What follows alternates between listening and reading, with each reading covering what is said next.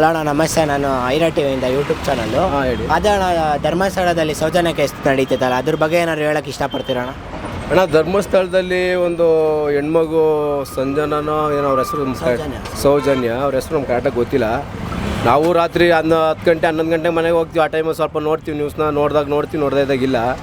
But ಏನಾಗಿದೆ ಅಂದರೆ ಹೆಣ್ಮಕ್ಳು ವಿಚಾರ ಆಗಲಿ ಗಂಡು ಮಕ್ಳು ವಿಚಾರ ಆಗಲಿ, ನಮ್ಮ ದೇಶದ ಕಾನೂನು ಇದೆಯಲ್ಲ, ಈ ಕಾನೂನಲ್ಲಿ ಒಬ್ಬ ಮನುಷ್ಯನಿಗೆ ಕರೆಕ್ಟಾದ ಒಂದು ಶಿಕ್ಷೆ ಅಂತ ಕೊಟ್ಟರೆ, ಯಾರು ಅಪರಾಧಿ ಇರ್ತಾನೋ ಅಂಥವನಿಗೆ ಜನ ನೋಡಬೇಕು, ಪಬ್ಲಿಕಲ್ಲಿ ನೋಡಬೇಕು ಅವನು ಶಿಕ್ಷೆ ಕೊಡೋದನ್ನು. ಅಂಥ ಶಿಕ್ಷೆ ಕೊಟ್ಟಾಗ ಇನ್ನೊಬ್ಬ ಯಾವುದೇ ವ್ಯಕ್ತಿ ಆಗಲಿ, ಗಂಡಸ್ಗಾಗಲಿ ಲೇಡೀಸ್ಗಾಗಲಿ ಯಾರೂ ಅಪರಾಧ ಮಾಡಲಿಕ್ಕೆ ಹೋಗೋದಿಲ್ಲ. ಈ ಕಾನೂನು ಪ್ರಕಾರ ಏನಾಗುತ್ತೆ ಅಂದರೆ, ಇವತ್ತೊಂದು ರೇಪ್ ಮಾಡ್ತಾನೆ, ಅವ್ರನ್ನ ಜೈಲಿಗೆ ಕರ್ಕೊಂಡು ಹೋಗ್ತೀವಿ ಅಂತ ಜೈಲಿಗೆ ಕರ್ಕೊಂಡು ಹೋಗ್ತಾರೆ. ಮತ್ತು ಅವರಲ್ಲಿ 3 ದಿವಸ ಅಲ್ಲೇ ಒಳಗೆ ಈಚೆನೇ ಇರ್ತಾರೆ. ಅವ್ರಿಗೆ ಯಾರೋ ರಾಜಕೀಯ ಇಂಪ್ಲುಯೆನ್ಸ್ ಇರ್ಬೋದು, ಇಲ್ಲ ಅವ್ರ ಕಡೆ ಯಾರೋ ಬೆಂಬಲಿಗರು ಇರ್ಬೋದು, ಹಿಂಗೆ ದುಡ್ಡು ಸಪೋರ್ಟ್ ಮಾಡ್ತಾರೆ, ಅವ್ರು ಬೇಲ್ ಕೊಡಿಸೋದು, ಆ ಥರ ಮಾಡಿದಾಗ ಅವ್ರು ರಾಜಾರೋಷವಾಗಿ ಈಚೆ ಬರ್ತಾರೆ.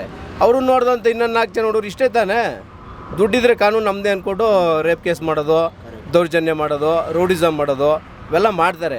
ಫಸ್ಟು ಸರ್ಕಾರ ಇದನ್ನು ತಿದ್ದುಪಡಿ ಮಾಡಬೇಕು.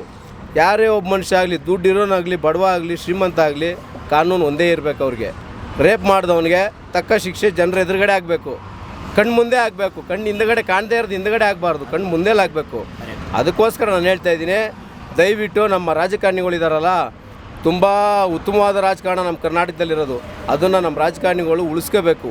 ದುಡ್ಡಿರೋರ್ಗೂ ಒಂಥರ, ದುಡ್ಡಿಲ್ದಿರೋರ್ಗೂ ಒಂಥರ, ಯಾವುದೇ ಕಾರಣಕ್ಕೂ ಮಾಡಬಾರ್ದು. ನನ್ನ ಸಪೋರ್ಟ್ ಯಾವತ್ತಿದ್ರೂ ಒಳ್ಳೆಯದಕ್ಕೆ ಯಾವತ್ತೂ ಇರುತ್ತೆ. ಆಟೋ ಚಾಲಕರಾಗಿ ನಾನು ಹೇಳ್ತಾ ಇದ್ದೀನಿ, ನಾವು ಕಣ್ಣಿಂದ ಕೆಲವೊಂದು ಕಡೆ ನಾವು ನೋಡ್ತೀವಿ, ಬೆಳಿಗ್ಗೆ ಎದ್ದರೆ ಒಂದು 8 ಅವರ್ 10 ಅವರ್ಸ್ ನಾವು ರೋಡ್ ಮೇಲೆ ಇರ್ತೀವಿ. ಒಳ್ಳೆಯದನ್ನು ಕೆಟ್ಟದನ್ನ ಎಲ್ಲನೂ ನಾವು ನೋಡ್ತೀವಿ.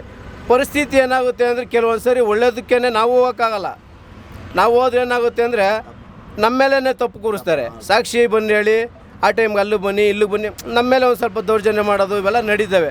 ಅದರಿಂದ ನಾವೇನು ಮಾಡ್ತೀವಿ, ಕೆಲವೊಂದಷ್ಟು ಜನ ಒಳ್ಳೆಯವರು ಇದ್ದರೂ ಕೂಡ ಹೋಗ್ಬಿಟ್ಟು ಇದು ಒಳ್ಳೆಯದು ಇದು ಕೆಟ್ಟದು ಅಂತ ನಾವು ಹೇಳಲಿಕ್ಕಾಗಲ್ಲ.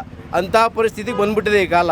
ಇದನ್ನು ಏನಾದರೂ ಒಳ್ಳೆಯದನ್ನು ಮಾಡಬೇಕು ಅಂತ ನಿಂತ್ಕೊಂಡ್ರೆ ಸರ್ಕಾರ, ರಾಜಕಾರಣಿಗಳೇ ಮಾಡಬೇಕೇ ಹೊರತು ಮಧ್ಯಮದ ವರ್ಗ ಜನಗಳು ಯಾವುದೇ ಕಾರಣಕ್ಕೂ ಮಾಡೋಕ್ಕಾಗಲ್ಲ. ಇದನ್ನೇನಾದರೂ ಸರಿ ಅಂತ ಮಾಡಿದ್ರೆ ರಾಜಕಾರಣಿಗಳೇ ಮಾಡಬೇಕು.